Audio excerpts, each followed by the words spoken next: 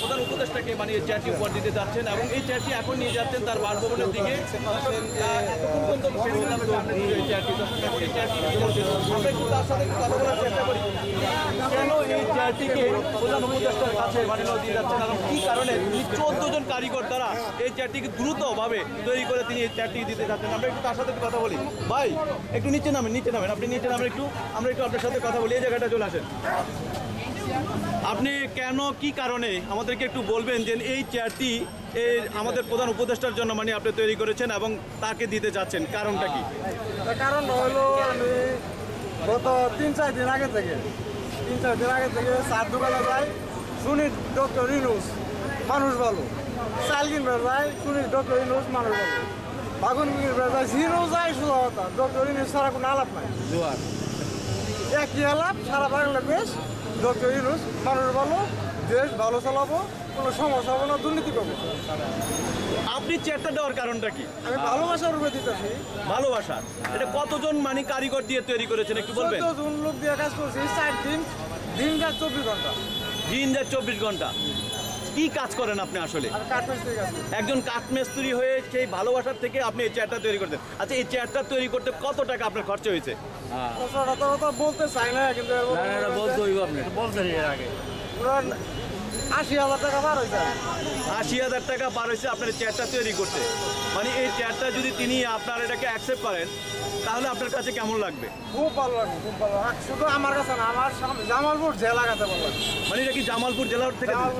আপনি কি দেখেছেন যে ডক্টর ইউনূস স্যার তিনি সমাজের অনেক বড় বড় সংগঠনে গিয়ে যে কোনো জায়গায় যখন ভাষণ দিতে গিয়েছেন বা কথা বলতে গেছেন, সংবাদ সম্মেলন করতে গেছেন, সাধারণ মানুষ যে চেয়ারটাই বসেন তিনি কিন্তু তার জন্য যে চেয়ারটি রাখা হয় সেই চেয়ারে না বসে সাধারণ চেয়ারে বসেন। আপনার এই চেয়ারটা কি নেবেন? কিন্তু উনি যে যুগের যে মাপের লোক, আমি তো ওইভাবে চেয়ার বানাইতেই পারি না, আরও এসে বোর্ড জিজ্ঞেস করা উচিত ছিল। উনি যে মাপের লোক এসে তো বোর্ড জিজ্ঞেস করা উচিত ছিল, আমি ওই মতো যাইতে পারি না। করতে পারেন নাই না। এই যে চেয়ারটা দেওয়ার পর অনেকে আছে মানে মাননীয় প্রধানমন্ত্রী বা যে কোনো দেশের মানে এলো অন্যতম রাষ্ট্রীয় ক্ষমতা যারা আছেন তাদেরকে কোনো কিছু দান করে দেওয়ার পর সেটার মানে এলো সুরায় নিতে চান, মানে এক কথা তেল দেওয়া আর কি, এক কথা বলা যায় যে তাকে একটা চেয়ার দিয়েছে তার সাথে কথা বলো না, তার সাথে ভালো সম্পর্ক আছে, এই ধরনের প্রবলেম হবে না তো? আবার শুধু ভালোবাসা থেকে চেয়ারটা।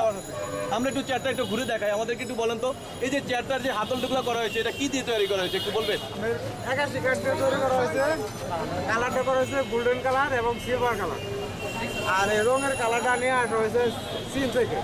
হ্যাঁ, এই কালারটা নিয়ে আসা হয়েছে চীন থেকে। চীন থেকে?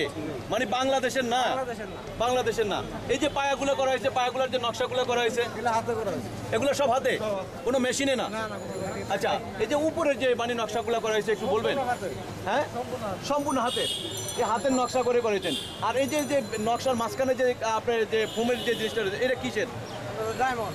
ভিতরে মাঝখানে ফুল হলো ডায়মন্ড, আর হলো কাপড়, ভিতরে আছে ফোম। এগুলো হলো ফোম আর মাঝখানে হলো ডায়মন্ড। আচ্ছা, এই ডায়মন্ড দেওয়ার কারণটা কি? সুন্দরের জন্য। এগুলো করতে মানে যে আলাদা আলাদা করে পাট করে তৈরি করেছেন, এটা কি আগের থেকে আপনার চিন্তা ভাবনা ছিল?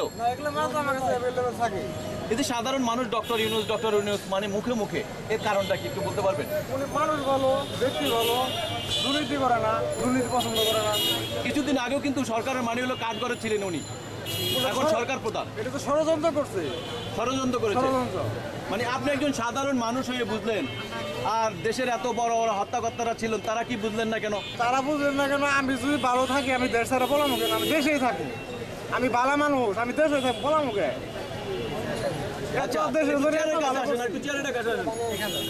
মানে আপনার লাইফে আপনি একজন কাঠমিস্ত্রি, নিজের ঘরে নিজের বসার জন্য কখনো এমন চেয়ার বানিয়েছেন কিনা? না, এরকম চেয়ার বানাই। এরকম চেয়ার তো আমি দেশের যে দ্রব্য মূল্যের দাম যে অবস্থান ছিল, আপনি নিজে কি সবসময় মানে ভালোভাবে খাওয়া দাওয়া বা সেভাবে করতে পারতেন আপনি? না না না। তাহলে এই যে চেয়ারটা তৈরি করতে আপনার কি কখনো লোন করা লাগছে কিনা, না নিজের কাছে জমানো টাকা ছিল? জমানো টাকা ছিল। এটা আমার ব্যক্তিগত প্রশ্ন। দর্শক, আপনারা এই মুহূর্তে যারা ফেসবুক পেজে আমাদের লাইভে এই ভিডিওটি দেখছেন, আপনাদের কাছে রিকোয়েস্ট থাকলো যে একজন